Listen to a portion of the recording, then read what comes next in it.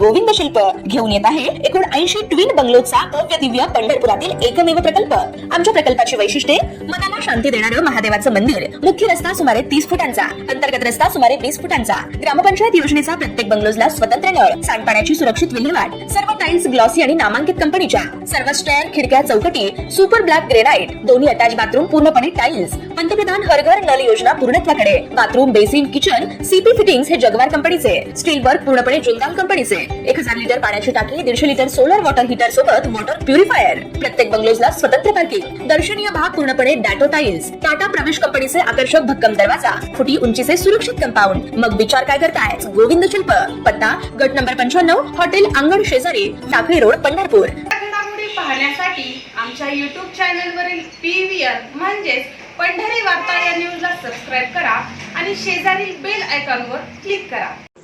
सोलापूर लोकसभा मतदारसंघात भाजपच्या उमेदवारीचा तिढा अजून सुटला नसतानाच या मतदारसंघाच्या काँग्रेसच्या संभाव्य उमेदवार प्रणिती शिंदे यांनी मतदारसंघात गेल्या काही दिवसांपासून गावभेट दौरे करीत असल्याचं दिसून आलंय। आज प्रणिती शिंदे या पंढरपूर तालुक्यातील कवठाळी, शिरडोन, वाखरी येथे गावभेटीच्या माध्यमातून ग्रामस्थांशी संवाद साधत त्यांच्या समस्या अडचणी जाणून घेताना दिसून आल्या। केंद्र आणि राज्य सरकार सर्वसामान्य जनतेचे मूलभूत प्रश्न सोडवण्यात अपयशी ठरते हे यावेळी त्या ग्रामस्थांना पटवून देण्याचा प्रयत्न करताना दिसून आल्या। या गावभेट दौऱ्यात विठ्ठल सहकारी साखर कारखान्याचे चेअरमन अभिजित पाटील हेही प्रणिती शिंदे यांच्या सोबत असल्याने गावोगावी ग्रामस्थ उत्स्फूर्तपणे आपल्या समस्या मांडताना दिसून येत आहेत। यावेळी राष्ट्रवादी काँग्रेस, शरदचंद्र पवार पक्ष, काँग्रेस पक्षाच्या विविध पदाधिकाऱ्यांसह विठ्ठल सहकारी साखर कारखान्याचे संचालक, सभासदही उपस्थित असल्याचं दिसून आलं। कवठाळी येथे मराठा समाजाच्या प्रश्नावर प्रणिती शिंदे यांच्या भेटीवेळी घोषणाबाजी करण्यात आली। याबाबत बोलताना मराठा आरक्षण प्रश्नी गावबंदीचा उलट याचा फायदा सत्ताधारी घेतील असंही त्यांनी म्हटलंय। घेत नाही आणि मी डायरेक्टर कार्यक्रमात ताईंना भरपूर 8 गाव आहेत, 12 गाव आहेत, त्यामुळे नाव कोणाचं घेत नाही। प्रत्यक्ष या गावामध्ये काय होईल याच्याबद्दल थोडक्यात माहिती सांगतो। ताई, हे गाव काँग्रेसच्या विचाराचं आहे। ज्यावेळेस शिंदे साहेब मुख्यमंत्री होते त्यावेळेस आमच्या गावाला सबस्टेशन दिलं आणि हे सबस्टेशन देत असताना आमच्या इथे 3 गाव मोठे असतील, कवठाळी, शिरडोन आणि वाखरी 3 गाव मोठे आहेत। तसं तर वास्तविक आता बघायला गेलं तर कवठाळी किंवा वाखरी या 2 गावांनी त्या आपल्याला जागा द्यायला पाहिजे होती, तर आमच्या पुष्कर नावाच्या एका व्यक्तीने जागा दिली। शिंदे साहेबांनी पाठपुरावा केला आणि आमच्या गावाला सबस्टेशन दिलं, म्हणून आज आता सुरळीत सगळं व्यवस्थित चालू, शेती एकदम व्यवस्थित चालू। कार्यक्रम करत असताना आज तुम्ही गावभेट दौऱ्याला आलाय। गावभेट दौऱ्याला मला एक विनंती करायची, आम्ही आमच्या गावातलं मतदान देऊ, कोणी काही सांगू द्या, काँग्रेसच्या विचाराचं गाव आहे आमचं। पण पंढरपूर तालुक्याचा जर राजकारणाचा हिशोब केला तर आमच्या पंढरपूर तालुक्याचे 4 तुकडे झाले। त्यातला एक मंगळवेढा पंढरपूर मतदारसंघ, दुसरा सांगोला, तिसरा माडा, सांगोला आणि मोहोळ मतदारसंघातील 17 गाव आपल्याकडे आहेत। परंतु राष्ट्रवादी काँग्रेस पार्टी आणि शिवसेना यांची सगळी लोक तुमच्या बरोबर आहेत, काम करू लागतात, पक्षाचे लोक करतात। पण जो आपला विठ्ठल परिवाराचा जो गट होता काम करते, आपल्याला तर या निवडणुकीमध्ये निवडून यायचं असत तर आपली जुनी भाजपच्या विरोधातील सगळी टीम एकत्र घ्यावी लागेल। आज आबासाहेबांच्या बरोबरचे लोक सगळे आलेत। आम्ही काय आबासाहेबांना विरोध करत नाही, आबासाहेबांच्या बरोबर आहे। सगळ्या भालके परिवार असेल, काळे परिवार असेल, सगळी राष्ट्रवादी काँग्रेसचे लोक, शिवसेनेचे लोक सगळ्यांच्या बरोबर आहे। तुम्ही काम तर काय झाले ताई, सगळी लोक एक करा, आपल्याला यावेळेस निवडून यायचं आहे। 2 वेळा आपल्या हातनं आमची मतं, ह्या गावातनं मतं गेली, या तालुक्यातनं मतं गेली, भाजपला मतं गेली। 2च्या 2 वेळेस खासदार कार्यक्षम झाले, एक तर कधी आलाच नाही। एक जण एक वाग लावून एक दिवशी पाठीमागचा वेळ चालतात, एक पाठी आणि दुसरा चपल्या घालून आत घेता आणि विषय वाढवत नाही। आमच्या गावात विषय काही जास्त मोठे होत नाहीत। त्यामुळे विनंती आहे सगळ्यांना, तुम्हाला विनंती आहे, सगळी लोक एकत्र घेऊन लढा, आपल्याला हे जिंकायचं आहे। आणि शिरडोन ग्रामस्थ, शिरडोन ग्रामपंचायत ह्यांच्या वतीनं हमी देतो की आम्ही मागं राहणार नाही गावात। आणि माझं आमचे माणसं पण लिहित नाही।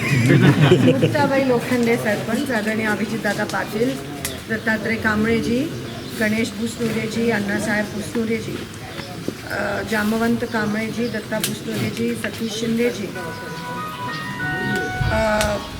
बबू भुसनुरेजी, देवीदास भुसनुरेजी, सतीश शिंदेजी, सूर्यकांत भुसनुरेजी, भुसनुरेचं धर्मेश्वर पाटीलजी, उपस्थित शिरडोन गावातले सर्व ग्रामस्थ, सर्व माझे बंधू, वडीलधारी मंडळी आणि सर्व उपस्थित भगिनी, आज तुम्ही माझ्या ह्या गावात स्वागत केलं त्याबद्दल धन्यवाद. मागच्या 10 दिवसाखालीच मी शिरडोनला रात्री येऊन गेलेली. महिलांचा मोठा कार्यक्रम होता आणि आपण मला बोलवलेलं कांबळेजी, त्याबद्दल तुमचे मनापासून आभार मानते. सुरुवातीलाच मी सांगते की ही निवडणूक लोकसभा निवडणूक 7 मेला सोलापुरात लागली आहे आणि तुम्ही माझ्यापेक्षा सगळ्यांनी जास्त आमोशन पौर्णिमे बघितले, पण ही निवडणूक तुमच्या आयुष्यातली सर्वात महत्त्वाची निवडणूक ठरणार आहे आणि म्हणून आपल्याला निर्णायक मतदान ह्या वेळेस करायचं आहे. कारण का जसं आपण म्हणतो की करो या मरो, म्हणजे मेक और ब्रेक ही निवडणूक असणार आहे. गेले 10 वर्षात जी फसवणूक आपली झाली आहे मोदी सरकारच्या माध्यमातून किंवा भाजपला 2 वेळा इथे खासदार निवडून दिला लोकांनी, 2 तर मी अलीकडचं सांगते, त्याच्या आधी 15 वर्ष, म्हणजे टोटल बघितलं तर 25 वर्ष भाजपचा खासदार सोलापूरमध्ये होता आणि काँग्रेसला फक्त 15 वर्ष मिळालेली. तरी भाजप एवढं अकार्यक्षम ठरलं आहे. ज्या शोशायरीने मोदी सरकार आलेलं की आम्ही 15 लाख देऊ आणि हे देऊ आणि ते देऊ, पण मागच्या 10 वर्षात एकही गोष्ट आपल्याला मिळाली नाही आहे.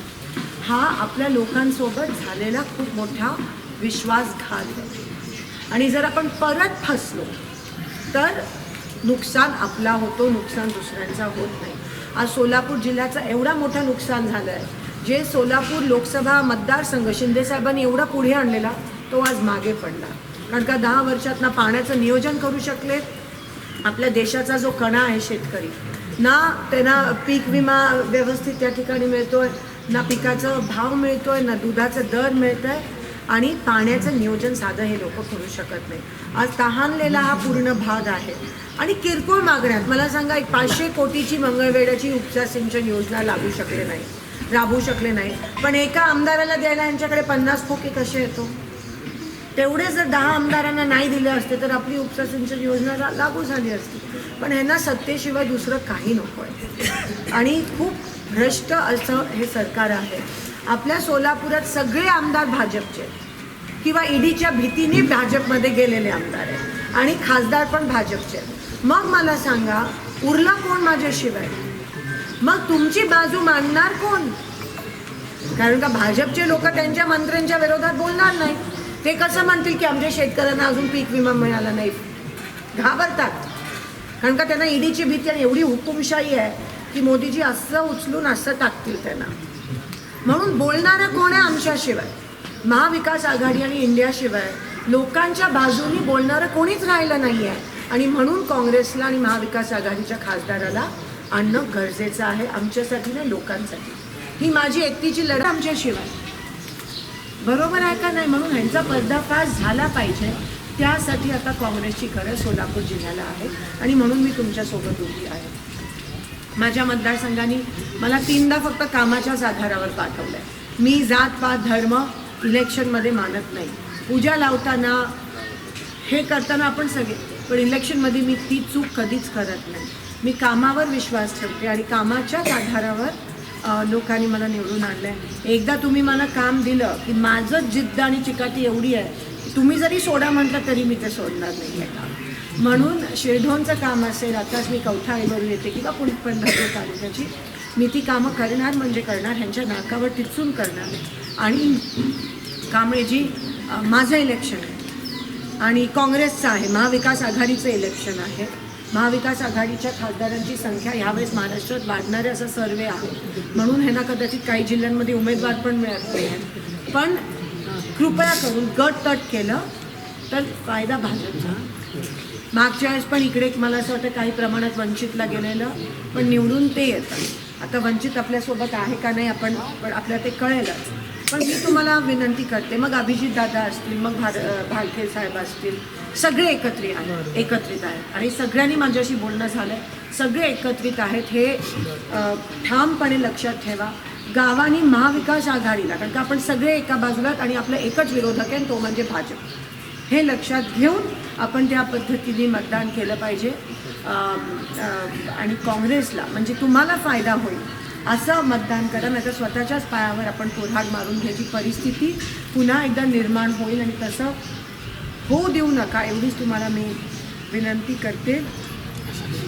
येणाऱ्या 7 तारखेला मतदान आहे आणि शिरढोणमध्ये तुम्ही सगळे महाविकास आघाडीचा जो उमेदवार आहे त्याला तुम्ही भरघोस मताने निवडून आणाल अशी आशा बाळगते.